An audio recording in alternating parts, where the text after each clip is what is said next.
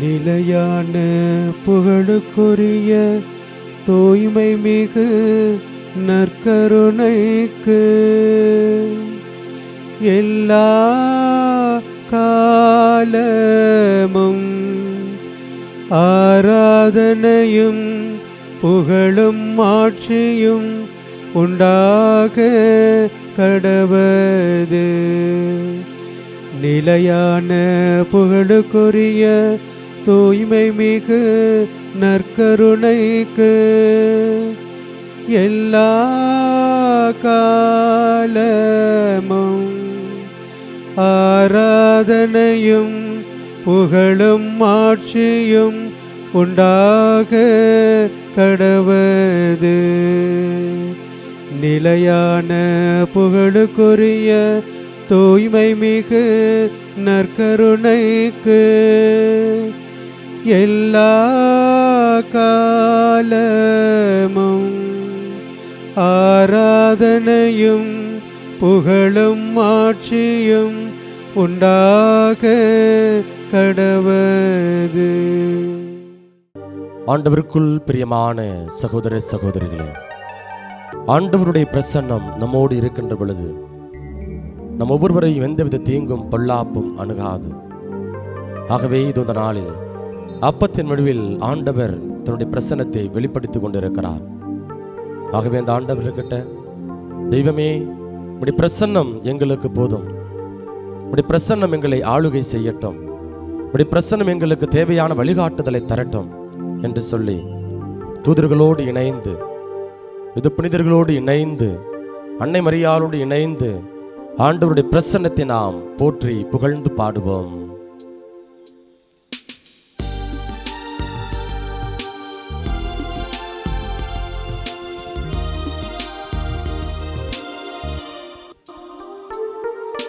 ராஜாவின் பிரசன்னம்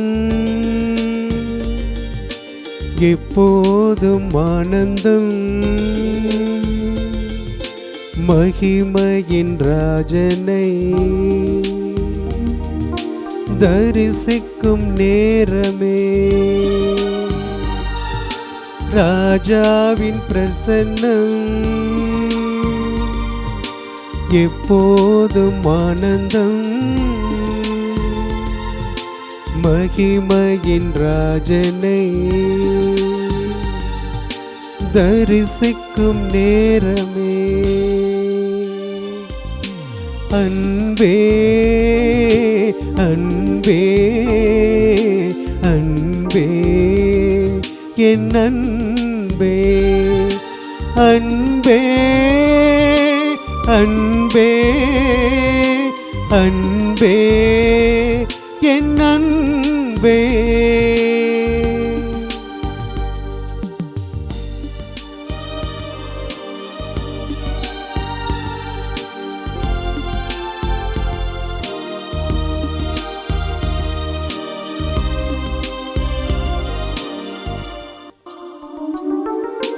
தூதர்கள் பாடிடும் பரலோக கீதமே, தூதர்கள் பாடிடும் பரலோக கீதமே. நாங்கள் வேண்டிட உள்ளமெல்லாம் பொங்குதே, நாங்கள் வேண்டிட உள்ளமெல்லாம் பொங்குதே. அன்பே அன்பே அன்பே என் அன்பே, அன்பே அன்பே அன்பே என் அன்பே. ராஜாவின் பிரசன்னம் எப்போதும் ஆனந்தம், மகிமையின் ராஜனை தரிசிக்கும் நேரமே. தரிசிக்கும் நேரமே, தரிசிக்கும் நேரமே.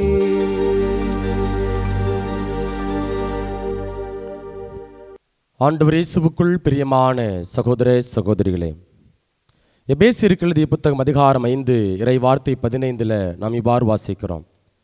உங்கள் நடத்தையை பற்றி மிகவும் கருத்தாயிருங்கள், ஞானமற்றவர்களாய் வாழாமல் ஞானத்தோடு வாழுங்கள் என்று பவுலுடையார் ரொம்ப அழகா தவக்காலத்தில் நம்முடைய வாழ்வு, நம்முடைய நடத்தை எப்படி இருக்க வேண்டும் என்பதனை நமக்கு எடுத்துரைக்கிறார்.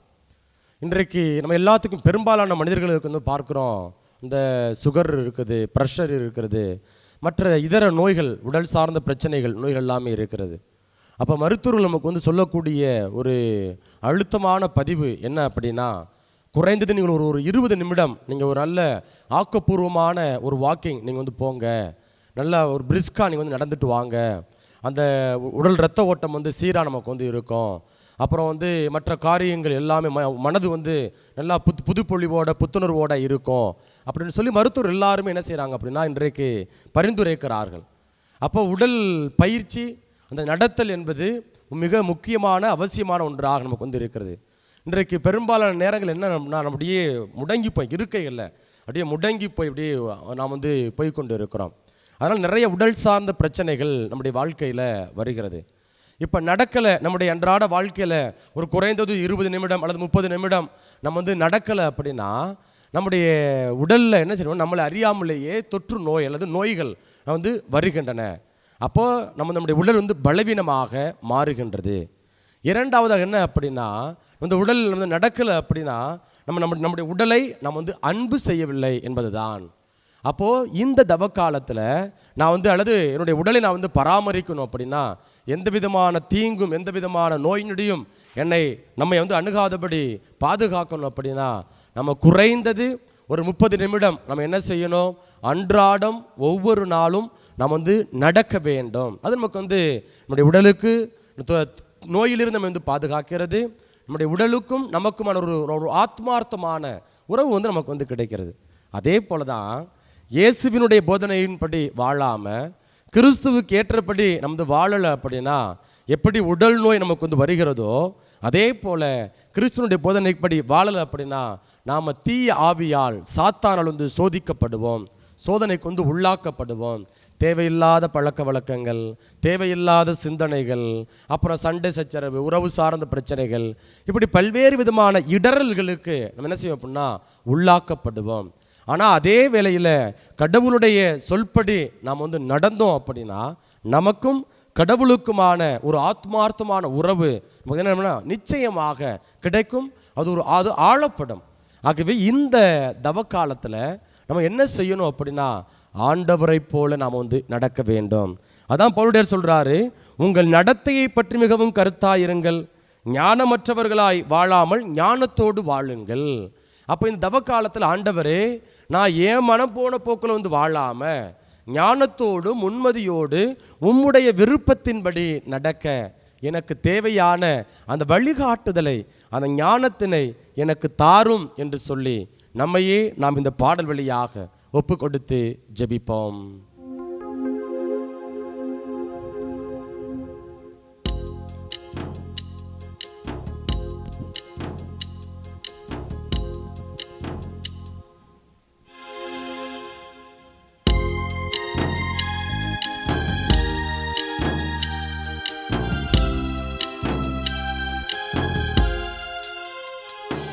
நான் நடந்து வந்த பாதைகள் கரடு மேடுகள், நான் கடந்து வந்த பாதைகள் முட்கள் வேலிகள்.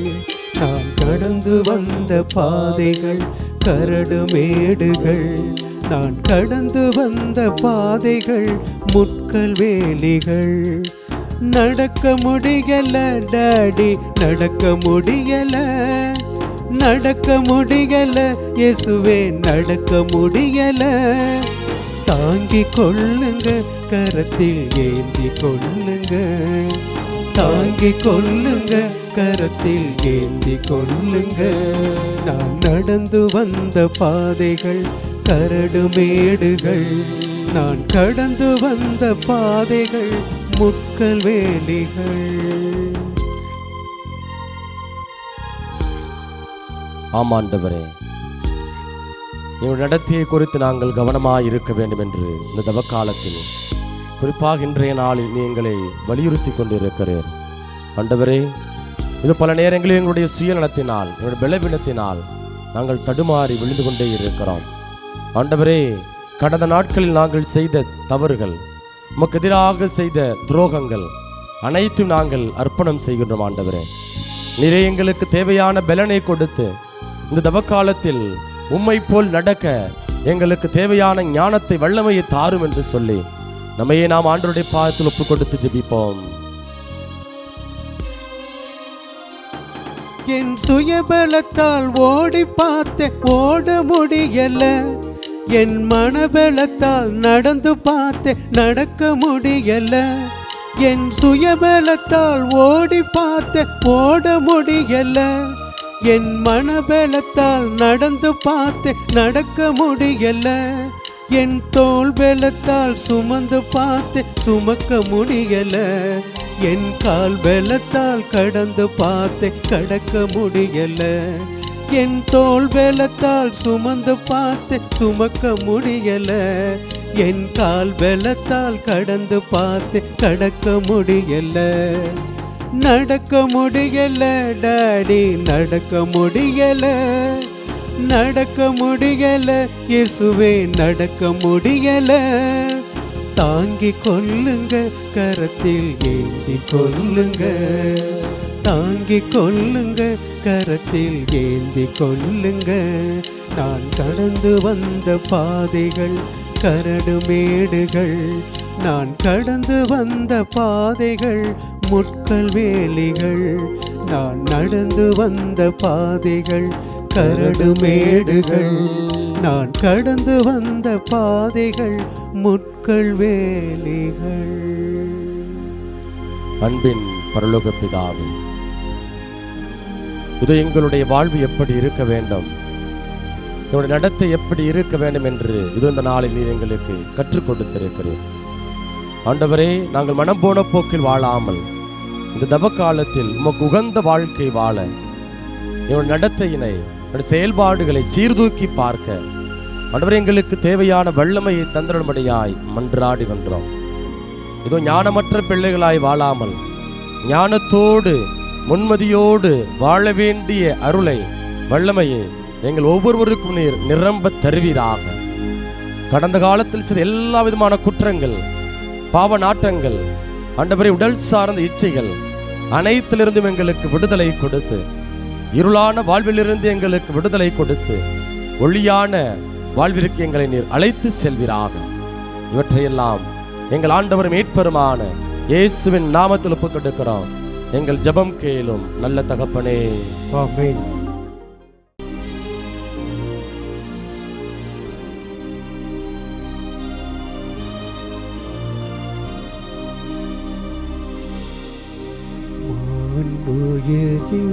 வரும் அடையாளத்தை தாழ்ந்து பணிந்து ஆராதிப்போம்.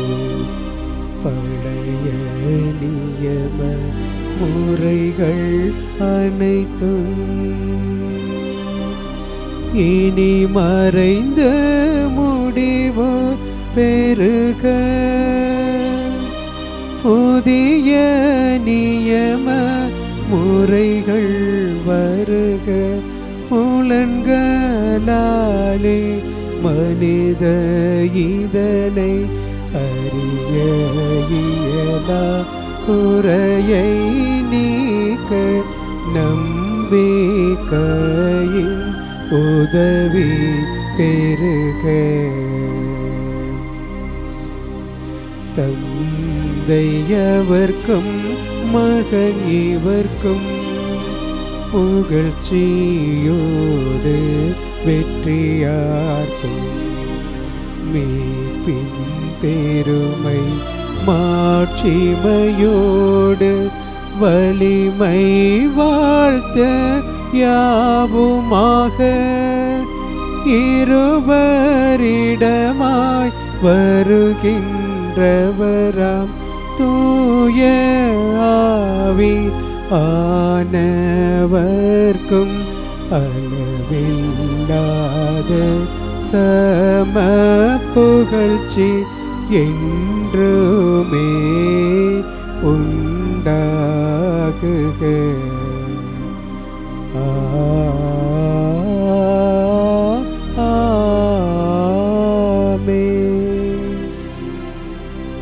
வாணி நின்று அவர்களுக்கு அப்பமளித்தீரே. இனிமையெல்லாம் தன்னகத்தை கொண்ட அப்பம் இதுவே. மன்றாடுவோமாக. இறைவா, இந்த வியப்புக்குரிய அருளடையாளத்திலே உம்முடைய பாடுகளின் நினைவை எங்களுக்கு விட்டு சென்று உம் திருவுடல் திரு இரத்தமாகியவற்றின் தூய மறைபொருளை வணங்கும் நாங்கள் உமது மீட்பின் பயனை இடைவிடாது துய்த்துணர்ந்து மகிழ அருள்வீராக. தந்தையாகிய இறைவனோடு தூயாவியாரின் ஒன்றிப்பில் இறைவனாய் என்றென்றும் வாழ்ந்து ஆட்சி செய்கின்ற உம்மை மன்றாடுகின்றோம். ஆமென்.